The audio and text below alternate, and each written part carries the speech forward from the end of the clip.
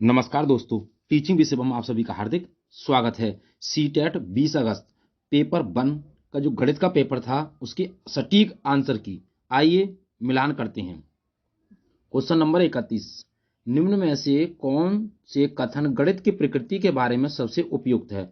Option A, ये बच्चे को सृजनात्मक बनने में सहायता करता है। ऑप्शन बी, ये बच्चे की कल्पना को पोषित करने में सहायता करता है। सी कहता है ये निगमनात्मक विवेचन तर्क पर आधारित है। और डी कहता है ये हमेशा अविसारी होता है। Option A B C, option 2 जो है बी और सी, ऑप्शन 3 ए और सी। अब क्वेश्चन नंबर हम 31 की बात करें तो ये कह रहा है कि ऑप्शन डी में देखें ये हमेशा अविसारी होता है, ये ऑप्शन नहीं होगा। तो ऑप्शन ए और बी और सी यानी कि 31 का ए और बी और सी ठीक है। Option number A correct answer है, ए बी सी, डी नहीं होगा। आइए क्वेश्चन नंबर 32। तो 32 की बात करें, बच्चों में गणितीय अभिरुचि को विकसित करने के लिए एक अध्यापिका निम्नलिखित गतिविधियां अपनी कक्षा में करवाती है। इनमें से वह चुनिए जो उसके उद्देश्य को पूरा करने में प्रभावी नहीं है। ऑप्शन ए, वह हमेशा उस विद्यार्थी की प्रशंसा करती है जो कक्षा में शस्त्रांत परीक्षा में सबसे अधिक अंक प्राप्त करता या करती है।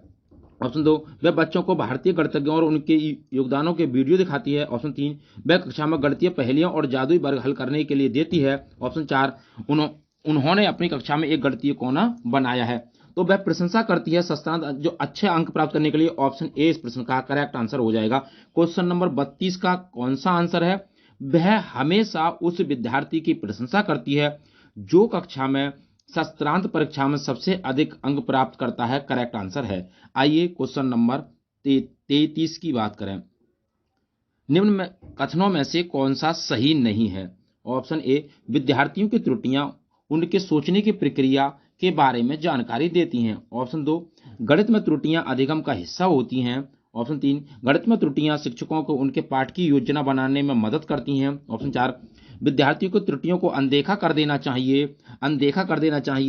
तो विद्यार्थियों की त्रुटियां होती हैं उनको अनदेखा नहीं करना है। तो ऑप्शन 4 इस प्रश्न का करेक्ट आंसर हो जाएगा। क्वेश्चन नंबर 33 का करेक्ट आंसर ऑप्शन नंबर 4 है, विद्यार्थियों की त्रुटियों को अनदेखा कर देना चाहिए क्योंकि त्रुटियों की ओर इशारा उनको प्रेरणाहीन करेगा। तो क्वेश्चन नंबर 33 का करेक्ट आंसर ऑप्शन 4 है। हम बात करें आपका जो सेट होगा वो ए बी सी डी किसी भी कोई सा भी सेट हो, आप उस प्रश्न को मिलाएं उसके बाद उसके उत्तर पर जाएं। तो आइए अगला 34वां क्वेश्चन, आकलन के बारे में निम्न में से कौन सा कथन सही नहीं है? ऑप्शन ए, मानक संदर्भित आकलन नैदानिक परीक्षण और उपचारात्मक शिक्षण में उपयोगी है। ऑप्शन 2, मानदंड संदर्भित आकलन विद्यार्थियों की अधिगम में निपुणता का मूल्यांकन करना है। ऑप्शन 3, मानदंड संदर्भित आकलन नैदानिक परीक्षण और उपचारात्मक शिक्षण में उपयोगी है। ऑप्शन 4, मानक संदर्भित आकलन हमें बताता है कि वह एक विद्यार्थी अपने प्रदर्शन में अन्य विद्यार्थियों की तुलना में कहाँ खड़ा या खड़ी है। तो क्वेश्चन नंबर 34 की बात करें तो क्वेश्चन नंबर 34 में जो डाउट है थोड़ा सा 1 भी हो सकता है 3 भी हो सकता है। अगर हम बात करें मानक संदर्भित आकलन नैदानिक परीक्षण और उपचारात्मक शिक्षण में उपयोगी है, आकलन नैदानिक परीक्षण और उपचार ये दोनों क्वेश्चन एक जैसे हैं बिल्कुल। तो हम बात करें ये होगा ऑप्शन नंबर ए इस प्रश्न का करेक्ट आंसर हो सकता है। तो आइए क्वेश्चन नंबर 35 की बात करें, गणितीय अधिगम सामग्री क्या है? ऑप्शन ए, सूत्र के प्रदर्शन में शिक्षकों की मदद करती है। ऑप्शन बी, स्वतः अधिगम में विद्यार्थियों की मदद करती है। ऑप्शन सी, निर्देशन देने में शिक्षकों की मदद करती है। ऑप्शन डी, कक्षा में अधिगम वातावरण का निर्माण करने में मदद करती है। ऑप्शन ए कह रहा सी और डी, ऑप्शन 2 ए और बी, ऑप्शन 3 बी और डी, ऑप्शन 4 बी और सी। हम 35 की बात करें तो बी और डी इस प्रश्न का करेक्ट आंसर हो जाएगा, बी और डी। ऑप्शन नंबर 3 पर करेक्ट आंसर है 35वें क्वेश्चन का, बी और डी, बी और डी। आइए 36वां क्वेश्चन देखते हैं, राष्ट्रीय शिक्षा नीति एनईपी 2020 के अनुसार देश भर में विभिन्न विषयों में ओलंपियाड और प्रतियोगिताएं होंगी। ऑप्शन ए सरल, ऑप्शन 2 मजबूत, ऑप्शन 3 हतोत्साहित, ऑप्शन 4 कम। तो कैसी होंगी भैया? मजबूत होंगी। कैसी होंगी? मजबूत। ऑप्शन 2 इस प्रश्न का करेक्ट आंसर है, मजबूत। आइए अगला क्वेश्चन, क्वेश्चन नंबर 37, अधिक कम, लंबा छोटा, दूर समीप, बड़ा छोटा आदि अवधारणाएं हैं। तुलना के लिए अस्पष्ट शब्द। ऑप्शन 2, विलोम शब्द हैं जो गणित सीखने के लिए आवश्यक नहीं है। ऑप्शन 3, सीधे शब्दों में अंग्रेजी भाषा विशेषण है। ऑप्शन 4 महत्वपूर्ण पूर्व संख्या प्री नंबर अवधारणा है। तो हम बात करें इस क्वेश्चन की, ऑप्शन नंबर 4 इस प्रश्न का करेक्ट आंसर हो जाएगा। महत्वपूर्ण पूर्व संख्या प्री नंबर अवधारणा है, प्री नंबर अवधारणा है। क्वेश्चन नंबर 37 का जो आंसर रहेगा वो है महत्वपूर्ण पूर्व संख्या प्री नंबर अवधारणा है। आइए क्वेश्चन नंबर 38 की ओर चलते हैं। क्वेश्चन नंबर 38, राष्ट्रीय पाठ्यचर्या का रूपरेखा 2005 के अनुसार कक्षाओं के ऊपर किए गए शोध बताते हैं कि लड़कियों को गणित में विशेषज्ञता के योग्य न मानकर उनका काफी व्यवस्थित अवमूल्यन होता है, जबकि वे गणित में अच्छा प्रदर्शन करती हैं। इसका सबसे उपयुक्त कारण क्या है? ऑप्शन नंबर 1 गणित में लड़कियों का खराब प्रदर्शन उनके गणित के प्रति प्रचलित भय के कारण होता है। ऑप्शन 2 गणित अपनी प्रकृति द्वारा ही पुरुष प्रधान विषय है। ऑप्शन 3 समाज की लिंग संबंधी धारणाएं इस मान्यता की ओर ले जाती हैं कि लड़के समस्या समाधान की ज्यादा नवीन कार्यविधि उपयोग करते हैं और इसलिए उन्हें बेहतर अवधारणा समझ होती हैं। तो इस क्वेश्चन का क्वेश्चन नंबर 38 का जो आंसर हो जाएगा ऑप्शन नंबर 3 हो जाएगा। समाज की लिंग संबंधी धारणाएं, समाज की लिंग संबंधी धारणाएं इस मान्यता की ओर ले जाती हैं। आइए क्वेश्चन नंबर 39 कक्षाई शोध ये दर्शाते हैं कि अधिकांश विद्यार्थी गणित को उसी कक्षा में जो अन्य विषय वे पढ़ाते हैं उनसे अधिक कठिन समझते हैं। गणित की प्रकृति का निम्न में से कौन सा पहलू इस भय को बढ़ाता है? ऑप्शन ए गणित का विस्तृत ज्ञान भंडार। ऑप्शन 2 गणित में दिए गए प्रश्न के अनेक उत्तर होने की व्यापकता। ऑप्शन नंबर 3 गणित में किसी समस्या का समाधान करने के लिए कई अलग अलग प्रणालियों की व्यापकता। और ऑप्शन नंबर 4 गणित में प्राथमिक अवधारणाओं की अमूर्त प्रकृति। तो क्वेश्चन नंबर 39 का जो आंसर है वह गणित में प्राथमिक अवधारणाओं की अमूर्त प्रकृति। ऑप्शन 4 इस प्रश्न का करेक्ट आंसर है, गणित में प्राथमिक अवधारणाओं की अमूर्त प्रकृति। आइए क्वेश्चन नंबर 40, तो क्वेश्चन नंबर 40 की बात करें, निम्न में से किसने गणित खगोल विज्ञान के क्षेत्र में काम किया? Option A Aryabhata, 2 Bhaskara, option 3 Ramanuja, option 4 Mahavira. तो किसने किया था? आर्यभट्ट साहब ने किया था। ऑप्शन ए इस प्रश्न का करेक्ट आंसर है। आइए अगला क्वेश्चन नंबर 41, एक सब्जी बेचने वाला पालक 60 रुपए प्रति किलोग्राम बेच रहा था। सोनू ने 300 किलोग्राम पालक लिया, जिसके लिए सब्जी बेचने वाले ने सोनू से 21 रुपए 6 + 6 + 6 3 लिए। सब्जी बेचने वाले के द्वारा प्रयोग में लाए गए इस गणितीय कौशल के संबंध में निम्न में से कौन सा कथन सत्य है? ऑप्शन ए ये गणितीय कौशल अस्पष्ट है। ऑप्शन बी ये कौशल कक्षा में गणितीय प्रश्नों को हल करने के लिए लाभदायक नहीं है। ऑप्शन सी ऐसे कौशल गणितीय प्रश्नों को हल करने के लिए वैकल्पिक तरीकों को विकसित करने में सहायक होते हैं। तो क्वेश्चन नंबर 41 की बात करें, 41 का आंसर हो जाएगा केवल कौन सा? सी हो जाएगा। ऐसे कौशल गणितीय प्रश्नों यानी कि ऐसे कौशल गणितीय प्रश्नों को हल करने के लिए वैकल्पिक तरीकों को विकसित करने में सहायक होते हैं। आइए अगला हम बात करें तो क्वेश्चन नंबर 41 का आंसर है ऐसे कौशल गणितीय प्रश्नों को हल करने में सहायक होते हैं।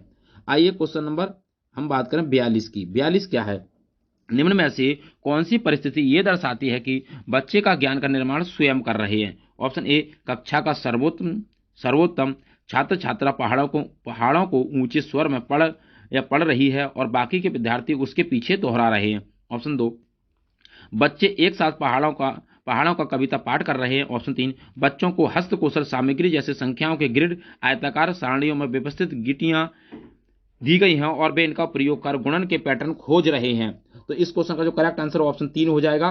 बच्चों को हस्तकौशल सामग्री जैसे संख्याओं के ग्रिड, आयताकार सारणियों में व्यवस्थित गोटियां दी गई हैं, वे उनका प्रयोग गुणन के पैटर्न की ओर खोज रहे हैं, यानी कि निर्माण स्वयं कर रहे हैं तो खोज रहे हैं। ऑप्शन 3 इस प्रश्न का करेक्ट आंसर है। आइए अगला क्वेश्चन 43 में क्वेश्चन कौन सा है गणित के अंदर, निम्न में से कौन सा प्राथमिक विद्यालय के विद्यार्थी को 2/3 और 4/6 के बीच तुल्यता की कल्पना करने में मदद करने का सबसे उपयुक्त तरीका है? ऑप्शन ए विभाजन भाग विधि का उपयोग। ऑप्शन 2 लघुत्तम समावर्त विधि का प्रयोग। ऑप्शन 3 भिन्न डिस्क का उपयोग। ऑप्शन 4 कैलकुलेटरों का उपयोग। तो कौन सी विधि उपयुक्त है? तो वह भिन्न डिस्क का उपयोग करना, भिन्न डिस्क का उपयोग करना। ऑप्शन 3 इस प्रश्न का करेक्ट आंसर है। आइए अगला क्वेश्चन नंबर 44, एक शिक्षिका गणित कक्षा में रोल प्ले यानी कि भूमिका निर्वाहक विधि का उपयोग करती है, उसका उद्देश्य क्या है? ऑप्शन ए बच्चों को व्यस्त रखना। ऑप्शन 2 विचारों का बहिर्वेशन करना। ऑप्शन 3 बच्चों का मनोरंजन। ऑप्शन 4 अनुशासन बनाए रखना। तो रोल प्ले का जो अर्थ होता है वो होता है विचारों का बहिर्वेशन करना। ऑप्शन 2 इस प्रश्न का करेक्ट आंसर है विचारों का बहिर्वेशन। आइए अगला क्वेश्चन 45वां, संख्या बोध विकसित करने में उपकरणा सबिटाइजिंग एक महत्वपूर्ण भूमिका निभाती है। निम्न में से कौन सा उदाहरण है जो विद्यार्थी में उपकरणा के कौशल का प्रदर्शन करता है? ऑप्शन ए, विद्यार्थी संख्या 6 की पहचान में 1 में 5 जोड़ने के रूप में करता है। ऑप्शन 2, विद्यार्थी एक पासा उछालता है और बिना बिंदुओं के डॉट्स को गिने ये बताने में सक्षम है कि ये 4 है। तो ऑप्शन 2 इस प्रश्न का करेक्ट आंसर हो जाएगा क्वेश्चन नंबर 45 का। ये विद्यार्थी पासा उछालता है और बिना बिंदुओं को गिने ये बताने में सक्षम है कि ये 4 हैं। तो ये वाला आंसर सही हो जाएगा। आइए अगला क्वेश्चन नंबर 46 में, प्रियदर्शनी ने 4.8 किलोग्राम बादाम, 2500 ग्राम किशमिश और 3.5 किलोग्राम काजू को मिला दिया तथा इस मिश्रण के बराबर 3 दर्जन पैकेट बना दिए। प्रत्येक पैकेट का भार कितना होगा? Option A 650 gram, option 2 250 gram, option 3 300 gram, option 4 500 ग्राम। तो हम इस क्वेश्चन की बात करें, क्वेश्चन नंबर 46 की बात करें, क्वेश्चन नंबर 46 का जो आंसर हो जाएगा वो हो जाएगा 300 ग्राम। 300 ग्राम ऑप्शन नंबर 3 इस प्रश्न का करेक्ट आंसर है, 300 ग्राम हो जाएगा। आइए क्वेश्चन नंबर 47, एक वर्ग की भुजा 5 सेंटीमीटर है। यदि इस वर्ग की भुजा दोगुनी कर दी जाए तो नया क्षेत्रफल कितने गुना हो जाएगा? Option A 8 Guna, option 2 2 Guna, option 3 3 Guna, option 4 4 गुना। तो कितने गुना हो जाएगा? क्वेश्चन नंबर 47 की बात करें तो हो जाएगा 4 गुना। कितना हो जाएगा? 4 गुना हो जाएगा। ऑप्शन 4 इस प्रश्न का करेक्ट आंसर है। आइए क्वेश्चन नंबर 48। 48 कहता है निम्नलिखित समूह में से किसमें सभी त्रिआयामी आकृतियां यानी कि 3D आकृति कौन कौन सी हैं? जरा देखें। ऑप्शन ए घन घनाभ अर्धवृत्त शंकु, ऑप्शन 2 घन घनाभ वृत्त शंकु, ऑप्शन 3 घन घनाभ वृत्त त्रिभुज, ऑप्शन 4 घन घनाभ गोला और बेलन। तो पता है क्वेश्चन नंबर 48 की बात करें तो घन घनाभ गोला और बेलन ये 3D आकृतियां हैं, यानी कि त्रिआयामी आकृतियां हैं, घन घनाभ गोला और बेलन। ऑप्शन 4 इस प्रश्न का करेक्ट आंसर है। आइए क्वेश्चन नंबर 49। संगीता एक साबुन खरीदना चाहती है जिसका मूल्य 10 रुपया है। उसके पास एक 5 रुपए का सिक्का है, 2 रुपए के एक सिक्के और 5 50 पैसे के सिक्के हैं। उसे साबुन खरीदने के लिए और कितनी धनराशि की जरूरत होगी? ऑप्शन ए 2 रुपये 50 पैसा, ऑप्शन 2 50 पैसे, ऑप्शन 3 1.5 रुपया, ऑप्शन 4 2 रुपया। तो हम बात करें क्वेश्चन नंबर 49 की, तो 49 में हो जाएगा 49 में कितना? 50 पैसे। कितने की आवश्यकता होगी? 50 पैसे की आवश्यकता होगी। ऑप्शन 2 इस प्रश्न का करेक्ट आंसर है, यानी कि 0.50 इसका आंसर हो जाएगा। आइए क्वेश्चन नंबर 50 की ओर चलते हैं। क्वेश्चन नंबर 50 क्या कहता है? बढ़ते हुए क्रम में भिन्नों के समूह का चयन कीजिए। तो हम बात करें ऑप्शन ए 1/4, 1/3 और 1/2 बड़ा है। बढ़ते हुए क्रम में बात कर रहा है तो सबसे छोटा कौन सा हो जाएगा? 1/4। तो ऑप्शन ए इस प्रश्न का करेक्ट आंसर हो जाएगा। 1/4 से यानी कि बड़ा है 1/3 और 1/3 से बड़ा है 1/2। बढ़ते हुए क्रम में लिखने की बात कर रहा है। तो ऑप्शन ए इस प्रश्न का करेक्ट आंसर है। 1/4 बड़ा है 1/3 और 1/3 बड़ा है 1/2। तो आइए क्वेश्चन नंबर 51 की ओर। नीचे दिए गए पैटर्न में लुप्त संख्या क्या होगी? Option A 36, option 2 28, option 3 32, option 4 25। तो नीचे दिए गए पैटर्न में लुप्त संख्या कौन सी होगी? तो क्वेश्चन नंबर 51 की बात करें तो हो जाएगी 36। कौन सी संख्या हो जाएगी? 36 जो है वो लुप्त संख्या है। ऑप्शन ए इस प्रश्न का करेक्ट आंसर है 36। कितनी संख्या भैया? 36। आइए क्वेश्चन नंबर 52 की बात करें, निम्नलिखित तालिका को पढ़िए। ए वाले हैं 9 विद्यार्थी, बी वाले हैं 6, ओ वाले हैं 12, ए बी वाले हैं 3, कुल विद्यार्थी कितने हैं भैया? 30। रक्त समूह की बात कर रहे हैं ए बी ओ और ए बी। अनुपात पूछ रहा है, किसका अनुपात? सबसे अधिक और सबसे कम पाए जाने वाले रक्त समूहों का अनुपात। सबसे अधिक की बात करें तो सबसे अधिक कितना? 12 है और सबसे कम कितना है? 3 है। और 3 एकम 3 होगा, 3 चौका 12 हो जाएगा, 4:1 हो जाएगा। ऑप्शन 3 इस प्रश्न का करेक्ट आंसर है, 4:1। 4:1। आइए अगला क्वेश्चन है क्वेश्चन नंबर 53। निम्न में से कौन सा कथन सत्य नहीं है? ऑप्शन ए यदि एक पतंग के सम्मुख कोण बराबर हो तो वह एक आयत बन जाती है। ऑप्शन 2 यदि एक आयत की सभी भुजाएं बराबर हो तो वह एक वर्ग बन जाता है। ऑप्शन 3 यदि एक समचतुर्भुज के सभी कोण बराबर हो तो वह एक वर्ग बन जाता है। ऑप्शन 4 यदि एक समांतर चतुर्भुज के सभी कोण बराबर हो तो एक आयत बन जाता है। तो सत्य कथन की बात करें, यानी कि कौन सा कथन सत्य नहीं है, तो सत्य नहीं की बात करें तो हो जाएगा क्वेश्चन नंबर 52 का। क्वेश्चन नंबर 53 की बात करें, क्वेश्चन नंबर 53 का हो जाएगा पहला आंसर, यदि एक पतंग के सम्मुख कोण बराबर हो तो वह एक आयत बन जाती है। तो option number A correct answer है क्वेश्चन नंबर 53 का। एक पतंग के सम्मुख कोण बराबर हो तो वह एक आयत बन जाती है, यह सत्य कथन नहीं है। आइए क्वेश्चन नंबर 54। असमनी 36 सर्वसम वर्गों को अलग अलग प्रकार के आयतों में विभजित कर रही है, तो वह इन वर्गों द्वारा अलग अलग प्रकार के कितने आयत बना सकती है? ऑप्शन ए 8, ऑप्शन 2 4, ऑप्शन 3 5, ऑप्शन 4 6। तो कितने आयत बना सकती है? Question number 54। क्वेश्चन नंबर 54 की बात करें तो कितने 5 बना सकती है आयत। तो ऑप्शन 3 इस प्रश्न का करेक्ट आंसर है 5। आइए अगला क्वेश्चन है क्वेश्चन नंबर 55। रूबीना ने कार से यात्रा की तो 16:50 पर बजे अपनी यात्रा शुरू की और उसी दिन 21:15 समाप्त कर दी। तो उसी दिन की बात चल रही है, तो यात्रा पूरा करने में कितना समय लगा? ऑप्शन ए 4 घंटे 35 मिनट, ऑप्शन 2 3 घंटे 25 मिनट, ऑप्शन 4 4 घंटे 25 मिनट। तो उसके लिए कितना समय लगा? तो उसके लिए जो समय लगा वो लगा 4 घंटे 25 मिनट। 4 घंटे 25 मिनट, ऑप्शन 3 इस प्रश्न का करेक्ट आंसर है, 4 घंटे 25 मिनट। आइए अगला question, question number 56। Question number 56 की अगर हम बात करें, 100 में से एक पूर्ण संख्या जोड़ी जाती है, फिर वही संख्या 100 में से घटा दी जाती है, तो इस प्रकार प्राप्त हुई दोनों संख्याओं का योगफल कितना होगा? Option A 200, option 2 0, option 3 50, option 4 100। तो कितना योगफल होगा? Question number 56। तो 56 की बात करें तो हो जाएगा 200। दोनों संख्याओं का योगफल कितना होगा? 200 होगा। ऑप्शन नंबर एक करेक्ट आंसर है 200। आइए अगर हम बात करें 57 क्वेश्चन की, 57वां क्वेश्चन कौन सा है? 100 लाख को निम्न में से कैसे लिखा जाता है या कैसे जाना जाता है? ऑप्शन ए 1 billion, option 2 10 crore, option 3 1 crore, option 4 1 billion. तो 100 लाख को क्या कहते हैं? तो 100 लाख की बात करें तो इसे कहते हैं 1 करोड़। क्या कहते हैं? 1 करोड़ कहते हैं। ऑप्शन 3 इस प्रश्न का करेक्ट आंसर है। आइए अगला क्वेश्चन, अगला क्वेश्चन है 58वां। निम्न में से कौन सी व्यवस्था संख्याओं को अवरोही क्रम में निरूपित करती है? तो हम निरूपित की बात करें, ऑप्शन ए यानी कि ऑप्शन ए देखें, फिर ऑप्शन बी, फिर ऑप्शन 3, ऑप्शन 4। तो हम केवल आंसर की बात करें तो हो जाएगा अवरोही क्रम में बड़ी संख्या। तो बड़ी संख्या, सबसे बड़ी संख्या होगी 10.5, 10.5, 10.5 के बाद हो जाएगी 1.50, यानी कि 1.50। उसके बाद कौन सी हो जाएगी? 1.055, 1.055। इसलिए इस क्वेश्चन का जो करेक्ट आंसर ऑप्शन ए हो जाएगा, ऑप्शन ए हो जाएगा। उसके बाद जो संख्या होगी 1.05, फिर 1.005, फिर 0.155। ऑप्शन ए इस प्रश्न का करेक्ट आंसर है। आइए अगला क्वेश्चन क्या है? 59वां क्वेश्चन। निम्न में से कौन सा 3630 का एक गुणनखंड नहीं है? ऑप्शन ए 11, ऑप्शन 2 3, ऑप्शन 3 5, ऑप्शन 4 9। तो 3630 का एक गुणनखंड नहीं है, वो हो जाएगा भैया क्या है? 9 नहीं है। क्या नहीं है? 9। ऑप्शन 4 इस प्रश्न का करेक्ट आंसर है, 9 इसका गुणनखंड नहीं है। आइए अगला क्वेश्चन नंबर 60। 5 - 5 + 5 - 5 + 5 - 5 के विषम संख्याओं के पदों का योगफल कितना होगा? Option A 15, option 2 0, option 3 5 - 5, option 4 5। तो कितना योगफल होगा? तो इसका जो योगफल होगा वो होगा भैया 5। खाली केवल 5 होगा, यानी कि केवल 5 होगा विषम पदों का योग। तो इस क्वेश्चन का करेक्ट आंसर ऑप्शन 4 हो जाएगा। तो उम्मीद करता हूं दोस्तों गणित से संबंधित जो आंसर की है वो आपको पसंद आई होगी। यदि वीडियो पसंद लगी हो और अच्छी लगी हो तो वीडियो को ज़्यादा से ज़्यादा शेयर करें, लाइक करें और कमेंट बॉक्स में वीडियो से संबंधित अपना सुझाव अवश्य दें। ऑल द बेस्ट, थैंक्स, जय हिंद, जय भारत। देखते हैं ईवीएस की सटीक आंसर की पेपर 1।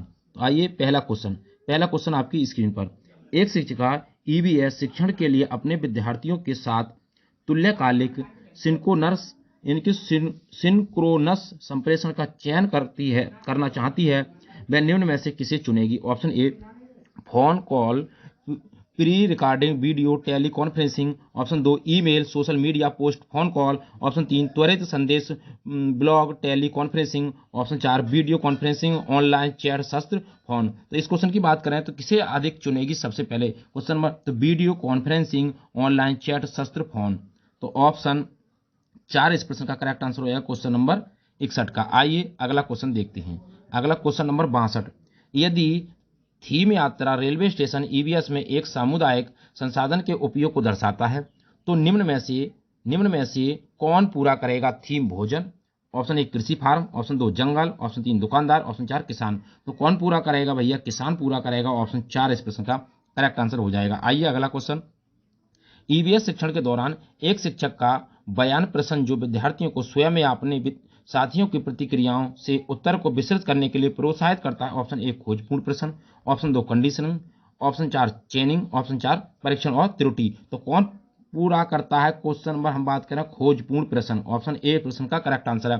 क्वेश्चन नंबर 63 की बात करें तो ए हो जाएगा खोजपूर्ण प्रश्न। आइए 64वां क्वेश्चन, अनीता परिवार थीम को पढ़ाने के लिए एक इकाई योजना तैयार करती है, निम्न में से कौन सा उसकी इकाई योजना का शीर्षक होगा।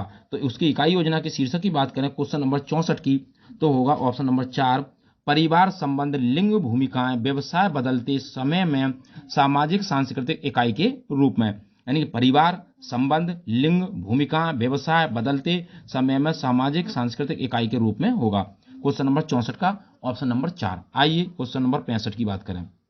क्वेश्चन नंबर 65 है, श्रीमती शीतल ईवीएस की विभिन्न अवधारणाओं को समझाने के लिए प्राथमिक कक्षाओं में कहानियों और कविताओं का उपयोग करना पसंद करती है, उनके द्वारा कहानियों और कविताओं के प्रयोग का सबसे उपयुक्त तर्क है। ऑप्शन ए ईवीएस के पाठ्यक्रम को पूरा करना, साथ ही साथ विद्यार्थियों का स्कूल में आने से पहले उनको सुना होना। ऑप्शन बी विद्यार्थियों को अपनी कविताओं और कहानियों को लिखने के लिए प्रोत्साहित करना। ऑप्शन 3 विद्यार्थियों को भाषा और संस्कृति के विविधता में बारे में जागरूकता पैदा करना। तो आइए अगला देखते हैं 65 नंबर इधर भी है, ऑप्शन सी है विद्यार्थियों को भाषा और संस्कृति में विविधता के बारे में जागरूक बनाना। ऑप्शन डी कहता है पाठों को अधिक संज्ञानात्मक सुखद और दिलचस्प बनाना। तो हम इस क्वेश्चन की बात करें तो हो जाएगा ऑप्शन नंबर 4 ए सी डी, आप मिला लेना कोई सा भी सेट हो, ए सी डी इस क्वेश्चन का करेक्ट आंसर है क्वेश्चन नंबर 65 का। क्वेश्चन नंबर 65 की बात करें तो ए सी डी। आइए क्वेश्चन नंबर 66 की बात करें, निम्न में से कौन सा विकल्प कक्षा 1 से 5 तक ईवीएस पढ़ाने का एक मुख्य उद्देश्य है। ऑप्शन ए स्वतंत्र रूप से व्यवहारिक क्रियाकलापों को करने के लिए कौशल प्राप्त करना। ऑप्शन 2 विद्यार्थियों को मिडिल स्तर पर विज्ञान पढ़ने के लिए तैयार करना। ऑप्शन 3 विषय की मूल अवधारणाओं की गहन समझ विकसित करना। ऑप्शन 4 विद्यार्थियों को कक्षा के अधिगम को स्कूल के बाहर के जीवन से जोड़ने में मदद करना। तो ऑप्शन 4 इस प्रश्न का करेक्ट आंसर हो जाएगा विद्यार्थियों को यानी कि शिक्षार्थियों को कक्षा के अधिगम को स्कूल के बाहर के जीवन से जोड़ने में मदद करना, ये इस प्रश्न का करेक्ट आंसर हो जाएगा।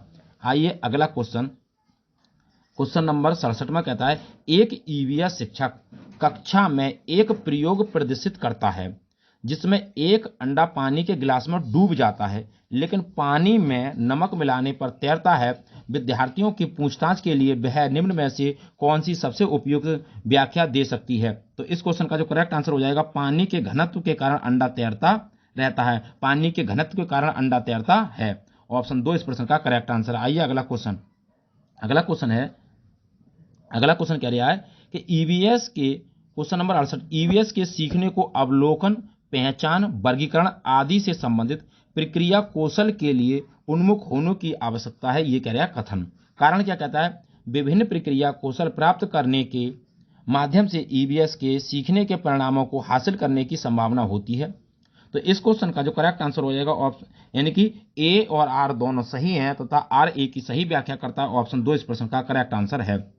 आप मिला लें प्रश्न को, इसका आंसर जो रहेगा वो ए और आर दोनों सही हैं तथा आर ए की सही व्याख्या करता है। अगला क्वेश्चन नंबर 69 एक ईवीएस शिक्षक को योगात्मक मूल्यांकन के लिए प्रश्न पत्र तैयार करते समय किस पर जोर देना चाहिए। तो किस पर जोर देना चाहिए क्वेश्चन नंबर 69 की हम बात करें तो प्रश्न पत्र की सामग्री कवरेज और उद्देश्य पर जोर देना चाहिए, यानी प्रश्न पत्र की सामग्री और उद्देश्य पर जोर देना चाहिए। ऑप्शन 2 इस प्रश्न का करेक्ट आंसर है। आइए इस क्वेश्चन की बात करें। क्वेश्चन नंबर अगला कक्षा 3 के विद्यार्थियों के लिए ईवीएस में निम्नलिखित में से कौन सा सीखने का परिणाम अधिगम प्रतिफल नहीं है। ऑप्शन ए अच्छे और बुरे स्पर्श पर अपनी राय व्यक्त करना। तो हम इस क्वेश्चन की बात करें क्वेश्चन नंबर 70 का यही आंसर हो जाएगा अच्छे और बुरे स्पर्श पर अपनी राय व्यक्त करना। अच्छे और बुरे स्पर्श पर अपनी राय व्यक्त करना ऑप्शन ए इस प्रश्न का करेक्ट आंसर है। आइए क्वेश्चन नंबर 71 की बात करें। आपको कक्षा 3 से 5 तक के अपने विद्यार्थियों के लिए ईवीएस पाठ्य पुस्तकों का चयन करना है। इस उद्देश्य के लिए निम्न में से कौन सा मानदंड सबसे उपयुक्त है।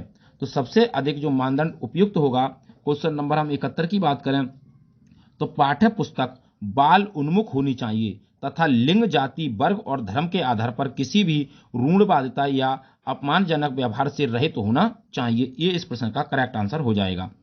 आइए अगला क्वेश्चन नंबर 72 कथन क्या कहता है प्राथमिक स्तर पर ईवीएस में विषयों के बजाय थीम है। कारण क्या कहता है, विषयों की तुलना में थीम आधारित ईवीएस सीखना शिक्षकों और विद्यार्थियों के लिए आसान है। तो इस क्वेश्चन का क्वेश्चन नंबर 72 का जो आंसर हो जाएगा वो ए सही है परंतु आर गलत है। ए सही है परंतु आर गलत है। इस क्वेश्चन का करेक्ट आंसर है ए सही है परंतु आर गलत है। आइए अगला क्वेश्चन, क्वेश्चन नंबर 73।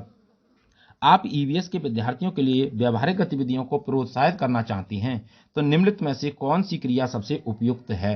तो कौन सी क्रिया सबसे उपयुक्त है, तो हम इस क्वेश्चन की बात करें तो उपलब्ध सामग्री से ईवीएस किट विकसित करना। ईवीएस यानी कि उपलब्ध जो सामग्री है, ईवीएस किट विकसित करना। इस क्वेश्चन का करेक्ट आंसर है ऑप्शन नंबर 3। आइए अगला क्वेश्चन देखते हैं। अगला क्वेश्चन है ईवीएस के लिए रचनात्मक आकलन है खाली स्थान। तो हम इसकी बात करें, सीखने के लिए आकलन, सीखने का आकलन, अधिगम के रूप में आकलन और सीखने के बारे में आकलन। तो क्वेश्चन नंबर हम 74 की बात करें तो हो जाएगा ए और सी। ए और सी इस प्रश्न का करेक्ट आंसर है ऑप्शन नंबर 3, ए और सी। आइए अगला क्वेश्चन देखते हैं, क्वेश्चन नंबर 75। हम बात करें इसकी, कथन क्या कहता है, ईवीएस में क्षेत्र भ्रमण प्रभावी शिक्षण शास्त्रीय रणनीति है। कारण कहता है क्षेत्र भ्रमण वस्तुओं, घटना और स्थानों की याददाश्त को बढ़ावा देती हैं। तो इस क्वेश्चन का करेक्ट आंसर कौन सा हो जाएगा, क्वेश्चन नंबर 75 का ए और आर दोनों सही हैं। आर ए की सही व्याख्या करता है ऑप्शन नंबर 2 इस प्रश्न का करेक्ट आंसर है। आइए 76वां क्वेश्चन देखते हैं। गुजरात के सापेक्ष उत्तर प्रदेश और आंध्र प्रदेश की क्रमशः स्थिति क्या है। गुजरात के सापेक्ष, तो गुजरात के सापेक्ष ऑप्शन नंबर ए। हम इस क्वेश्चन की बात करें क्वेश्चन नंबर 76 तो हो जाएगा उत्तर पूर्व और दक्षिण पूर्व। उत्तर पूर्व और दक्षिण पूर्व, उत्तर पूर्व और दक्षिण पूर्व, ऑप्शन 3 इस प्रश्न का करेक्ट आंसर। आइए नेक्स्ट क्वेश्चन, 77वां क्वेश्चन। रामा प्रत्येक शाम को अपने दोस्तों के साथ क्रिकेट खेलता है। यानी कि रामा प्रत्येक शाम को अपने दोस्तों के साथ क्रिकेट खेलता है। वह क्रिकेट खेलने में कौन सी ऊर्जा उपयोग करता है, तो वो जो ऊर्जा उपयोग करता है उसे कहते हैं मांसपेशियां ऊर्जा। मांसपेशियां ऊर्जा, ऑप्शन 3 इस प्रश्न का करेक्ट आंसर है, मांसपेशियों की ऊर्जा। आइए अगला क्वेश्चन, क्वेश्चन नंबर 78।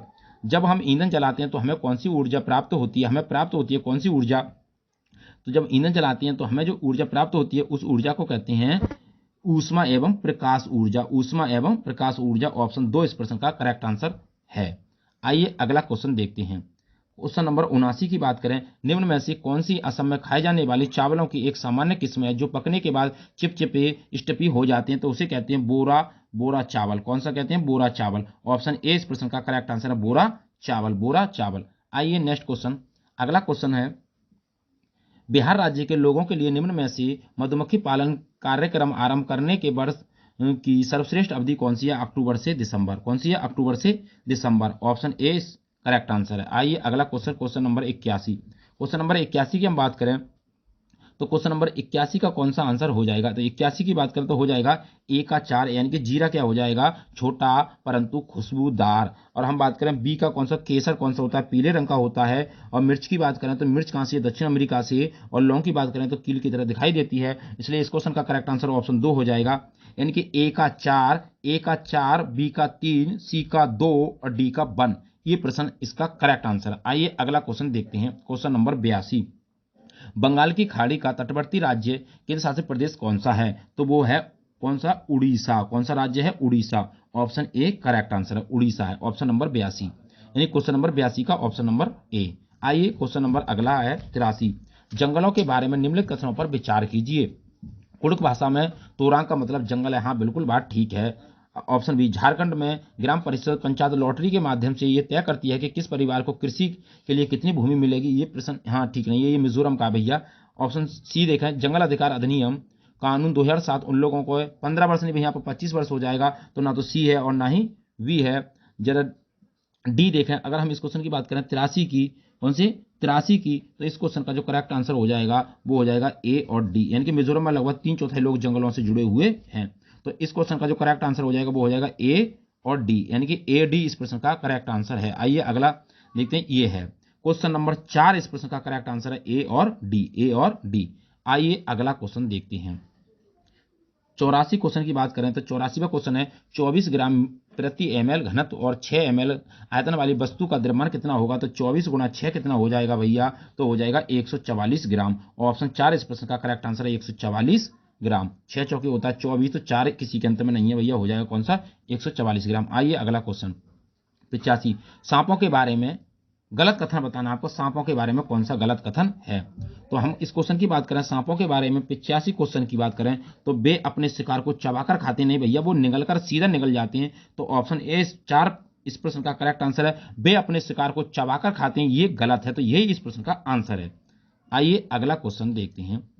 86वां, कांसा ब्राज एक मिश्र धातु है जो निम्न में से किन्हें पिघालकर बनाई जाती है। तो टिन और कॉपर का ये मिश्र रूप होता है कौन, कांसा। तो ऑप्शन ए इस प्रश्न का करेक्ट आंसर है, टिन और कॉपर, टिन और कॉपर। आइए अगला क्वेश्चन है क्वेश्चन नंबर 87। तो क्वेश्चन नंबर 87 की बात करें, 3 महीने के हाथी के बच्चे का वजन सामान्यतः लगभग कितना होता है, 100 किलोग्राम होता है भैया। तो हम इस क्वेश्चन पर पहुंचे हैं, जरा इसका आंसर क्या होगा क्वेश्चन नंबर 87 का। तो क्वेश्चन नंबर 87 का जो आंसर हो जाएगा वो हो जाएगा क्वेश्चन नंबर 87 का ऑप्शन 4 हो जाएगा, सी और डी। सी और डी इस प्रश्न का करेक्ट आंसर है, सी और डी। ऑप्शन 4 इस प्रश्न का करेक्ट आंसर है, सी और डी इस प्रश्न का करेक्ट आंसर है। आइए अगला क्वेश्चन देखते हैं। अगला क्वेश्चन क्वेश्चन नंबर 88। मनाली में ढालू छतों वाले मजबूत बांसों के खंभे पर बने ऊंचे लकड़ी के घर बनाए जाते हैं। मनाली में बारिश बहुत होती है और बर्फ भी पड़ती है। तो हम इस क्वेश्चन की बात करें क्वेश्चन नंबर 88 की, तो हो जाएगा ए और बी दोनों गलत हैं। ए और बी दोनों क्या हैं, गलत हैं।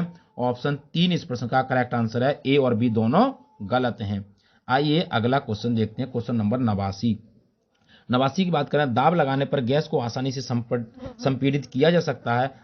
कारण क्या रहा है, जब हम किसी गैस पर दबाव डालते हैं तो गैसीय कणों के बीच अंतराणुक स्थान कम हो जाता है और ये आसानी से संपीड़ित हो जाती हैं। तो इस क्वेश्चन का जो करेक्ट आंसर हो जाएगा, ए और आर दोनों सही हैं तथा आर ए की सही व्याख्या करता है। ऑप्शन 2 इस प्रश्न का करेक्ट आंसर है। इनके ए और आर दोनों सही हैं और आर ए की सही व्याख्या करता है। आइए नेक्स्ट क्वेश्चन, अगला क्वेश्चन है, भोजन का उत्पादन और भंडारण करना पौधों के निम्नलिखित मुख्य कारणों पर विचार कीजिए। भोजन का ए कह रहा है भोजन का उत्पादन और भंडारण करना, बी कह रहा है पौधे को शक्ति और सहारा देना, सी कह रहा है पौधे के अन्य भागों को जड़ों से जल और खनिज का स्थानांतरण करना, तने का मुख्य कार्य क्या है। तो हम इस क्वेश्चन की बात करें क्वेश्चन नंबर 90 की क्वेश्चन नंबर 90 का अगर हम आंसर देखें तो हो सकता है केवल, यानी कि इस क्वेश्चन का जो आंसर होगा 90 का, तो वो हो जाएगा केवल बी और सी, केवल बी और सी। ऑप्शन ए इस प्रश्न का करेक्ट आंसर है, बी और सी। तो उम्मीद करता हूं दोस्तों ईवीएस से संबंधित जो आंसर की थी आपको पसंद आई होगी। यदि वीडियो पसंद लगी हो और अच्छी लगी हो तो वीडियो को ज़्यादा से ज़्यादा शेयर करें, लाइक करें और कमेंट बॉक्स में वीडियो से संबंधित अपना सुझाव अवश्य दें। ऑल द बेस्ट, थैंक्स, जय हिंद, जय भारत। हैं हिंदी और हिंदी विषय से संबंधित आंसर की, तो आंसर की सटीक आंसर की बिल्कुल। आइए पहला क्वेश्चन, क्वेश्चन नंबर 91। उस युक्ति का चयन कीजिए जो नीचे दिए गए उदाहरण से मेल खाती है। मैं भाषा पर ध्यान केंद्रित रखती हूं, मैं इस बात का पूरा ध्यान रखती हूं कि ये सही हो। ऑप्शन ए पर भाषा व्यवहार, ट्रांसलिंग्विज। ऑप्शन 2 याद करना, ऑप्शन 3 पुनरावृत्ति करना, ऑप्शन 4 स्वयं निरीक्षण। तो ये जो कहना चाहती है वो कह रही है स्वयं निरीक्षण, स्वयं निरीक्षण। ऑप्शन 4 इस प्रश्न का करेक्ट आंसर है, स्वयं निरीक्षण। आप किसी भी शिफ्ट का हो, ए बी सी डी किसी भी सेट का हो, तो हम आप प्रश्न मिलाएं फिर उसके बाद उसका उत्तर मिलाएं। प्रश्न देखें, उत्तर देखें, प्रश्न संख्या ना देखें भैया, आगे पीछे हो सकती है किसी भी सेट के अंदर। तो इसका जो आंसर होगा वो होगा स्वयं निरीक्षण। आइए अगला नेक्स्ट क्वेश्चन। तो नेक्स्ट क्वेश्चन, कक्षा 2 के विद्यार्थी एक कविता गा रहे हैं। ये मेरी नाक है, ये मेरे कान है। ये कविता गाते समय वे शरीर के जिस अंग का नाम लेते हैं उस अंग को स्पर्श भी करते हैं। अध्यापिका किस विधि का प्रयोग कर उन्हें सिखा रही है। तो वो कौन सी विधि का प्रयोग करना सिखा रही है। तो समग्र भौतिक प्रतिक्रिया, समग्र भौतिक प्रतिक्रिया। ऑप्शन 4 इस प्रश्न का करेक्ट आंसर है, समग्र भौतिक प्रतिक्रिया। आइए नेक्स्ट अगला क्वेश्चन 93। विद्यार्थी पिछली इकाई के शब्द लेकर 5 प्रश्नों के उत्तर समूह में देने का काम कर रहे हैं। वे अपने सवालों को दूसरे समूहों के साथ अदला बदली करते हैं और सवालों के उत्तर देने की कोशिश करती हैं। ये किसका उदाहरण है।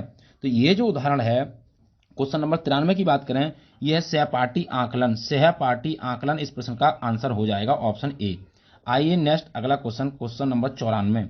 मुझे ये काम बहुत ही पसंद है। जब अध्यापिका मुझे ये कार्ड देती है जिस पर कोई शब्द या वाक्य लिखा होता है तो मैं उससे संबंधित अभिनय करती हूँ और समूची कक्षा उस शब्द वाक्य के बारे में अनुमान लगाती हूँ। विद्यार्थियों की प्राथमिकताओं के साथ विद्यार्थियों की इनके शिक्षार्थियों की टिप्पणी की पहचान कीजिए। तो बताएं इस क्वेश्चन का, क्वेश्चन नंबर 94 का क्या आंसर हो जाएगा। जब मैं गतिबोधक, तो इस क्वेश्चन का करेक्ट आंसर ऑप्शन ए हो जाएगा। जब मैं गतिबोधक तरीके से संलग्न रहती हूँ तो मुझे भाषा अच्छी तरह से याद रहती है।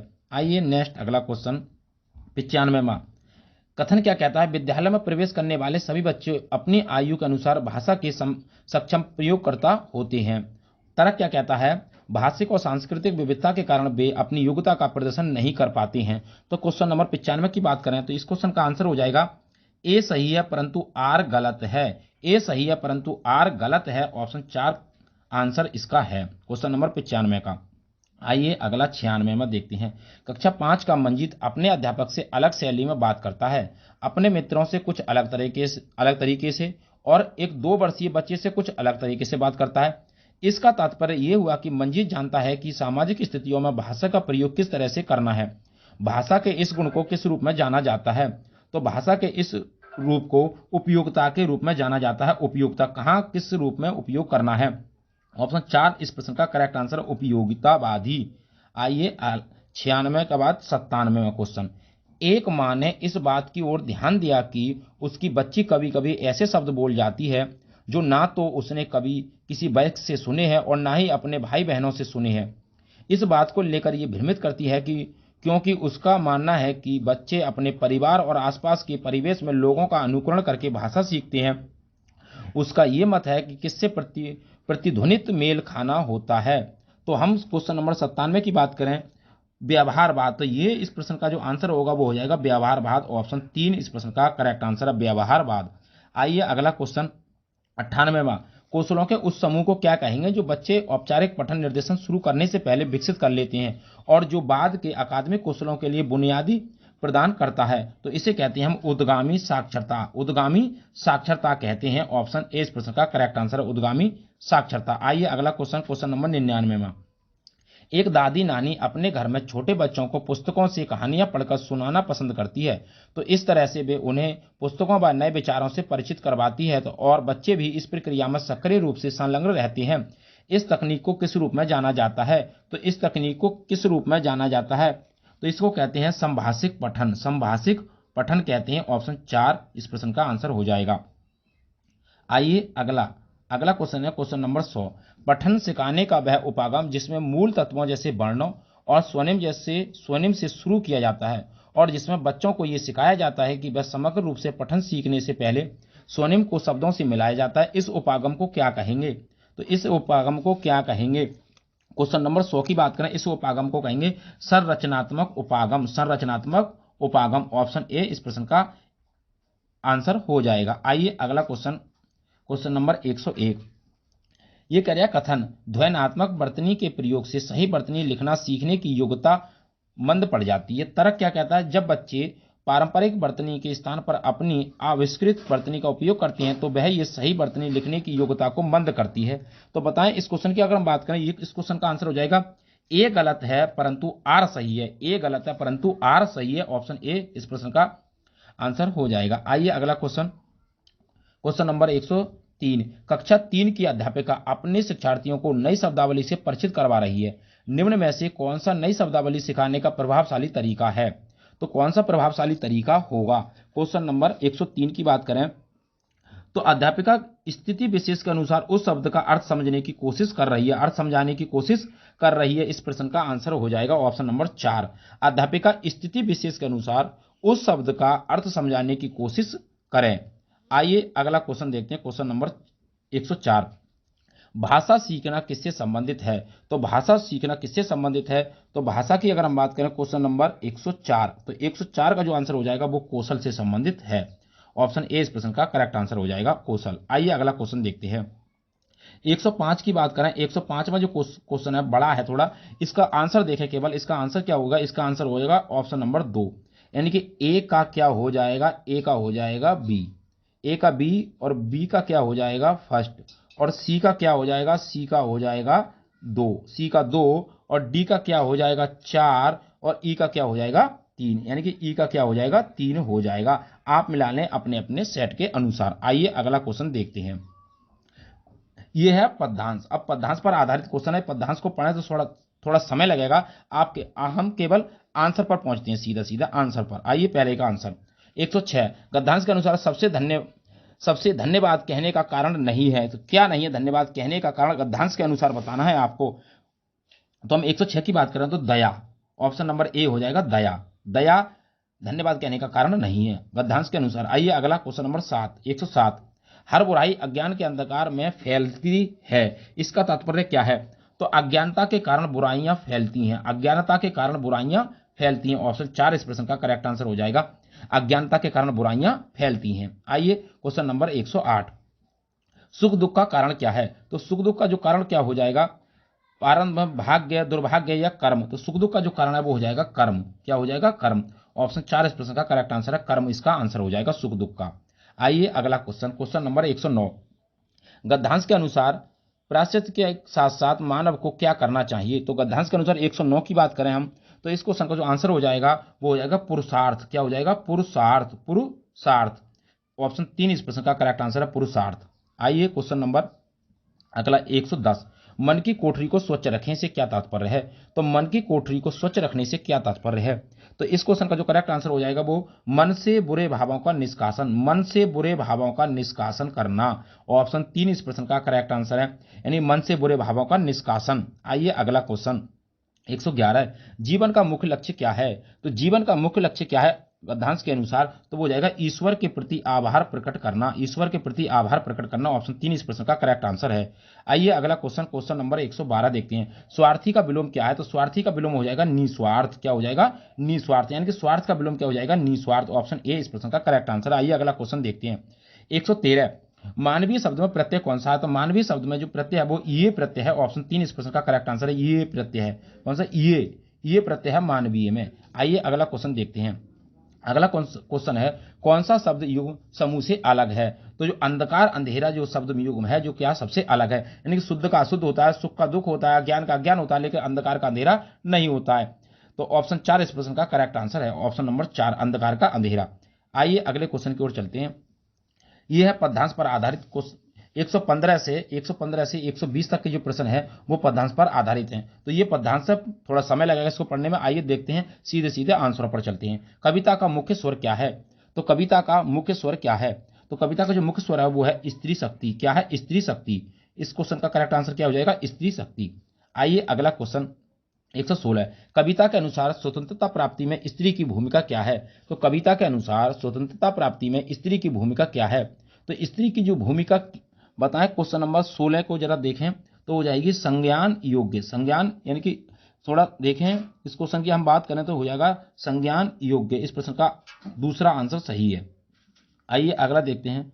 अगला है 117। तो 117 की अगर हम बात करें, इस क्वेश्चन का जो स्त्री के लिए किस विशेषण का प्रयोग नहीं किया गया है, यानी कि स्त्री के लिए किस विशेषण का प्रयोग नहीं किया गया है? सबला, नीम, अबला या गौरव। तो हम 117 की बात करें तो अबला का प्रयोग नहीं किया गया है। ऑप्शन 3 इस प्रश्न का करेक्ट आंसर हो जाएगा।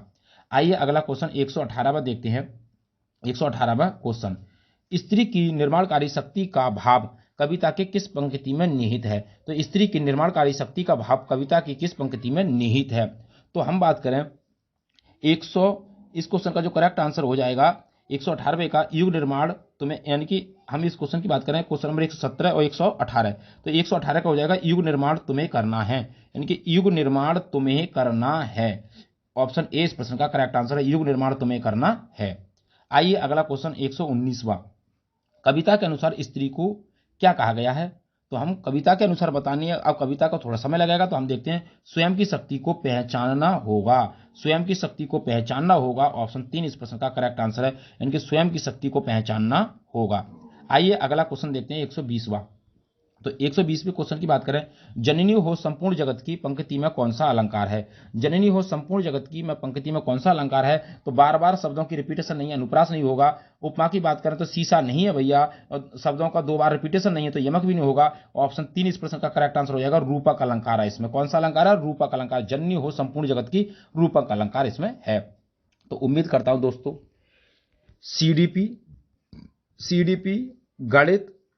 सीडीपी गणित और ईवीएस और हमारा क्या हिंदी, चारों विषयों से संबंधित जो सटीक आंसर की आप मिला चुके होंगे। यदि अच्छी लगी हो वीडियो तो वीडियो को ज़्यादा से ज़्यादा शेयर करें, लाइक करें और कमेंट बॉक्स में वीडियो से संबंधित अपना सुझाव अवश्य दें। ऑल द बेस्ट, थैंक्स, जय हिंद, जय भारत।